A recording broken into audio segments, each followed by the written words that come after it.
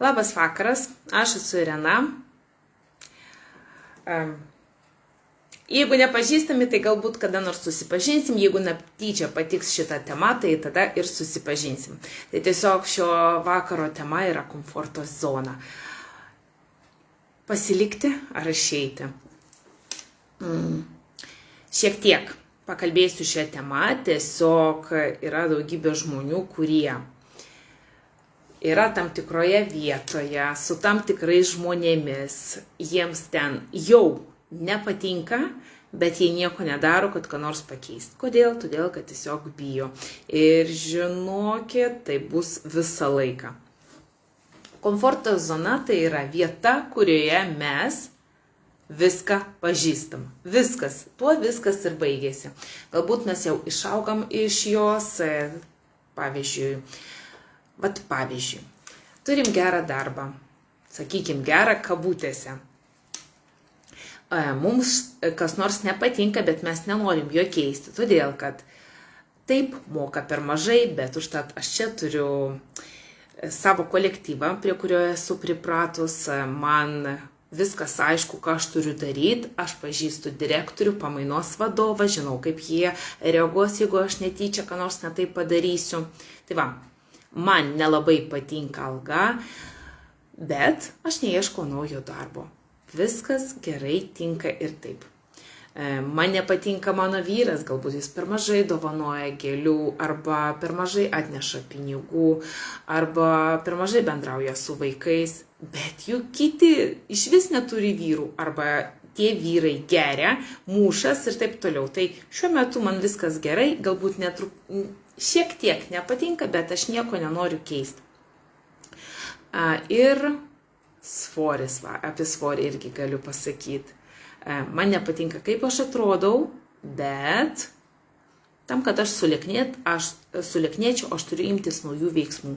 Prisižiūrėti mitybą, galbūt sportuoti ir iš vis turėčiau išsiskirti iš savo draugių būrio, todėl kad tiesiog aš nusprendžiau keistis. Na ir kadangi išsiskirti nenoriu imtis naujų veiksmų, tai nieko ir nekeisiu. Man nepatinka, aš nesijaučiu 100% gerai, bet aš nieko nekeisiu. Tiesiog pasiliksiu čia, kur esu. Ir galiu pasakyti, kad taip, už komforto zonos viskas naujai. Niekad negali žinoti, kaip ten bus. Taip, tu privalėsi imtis naujų veiksmų. Taip, tu privalėsi išmokti bendrauti su naujais žmonėmis. Bet tai reiškia, kad tu augi. Tu augi, tu keitiesi ir galbūt ten bus daug geriau. Galbūt. Bet kol tu nepabandysi, tu niekad nesužinosi, ar ten yra geriau už komforto zonos ribų. Ir ką dar galėčiau pasakyti? Taip, baisu imtis naujų veiksmų. Baisu pradėti bendrauti su naujais žmonėmis. Baisu ieškotis naujo darbo. Bet jeigu kiekvieną dieną galvoji, kad tau yra blogai čia, kur tu dabar esi, tai čia ne gyvenimas. Čia vadinasi, tu tiesiog kiekvieną dieną bandai išgyventi. Tau nepatinka, bet tu nieko nenori keisti.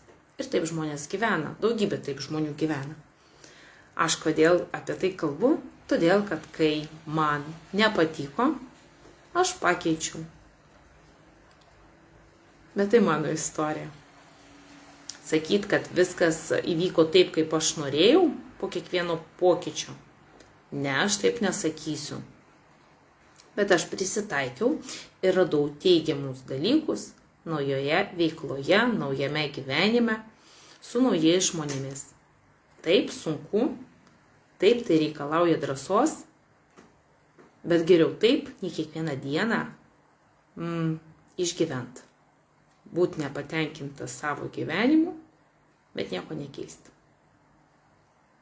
Tai va čia, tiesiog vakaro samprotavimai, ar būtina pasilikti komforto zonoje. Komforto zonoje mes jau viską pažįstam. Už komforto zonos ribų prasideda mūsų augimas. Visokiojopas. Ir tiesiog tai reikia turėti drąsos, priimti sprendimą, ką nors keisti. Tai va tiek. Gero vakaro.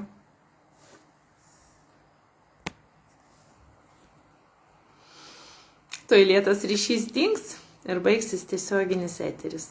Tai va, ačiū, kas buvo kartu, ačiū, kas klausėsi.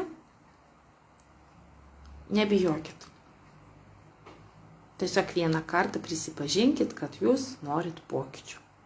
Ir viskas. Ir tada visas gyvenimas pradės eiti kitą linkmę. Gero vakaro.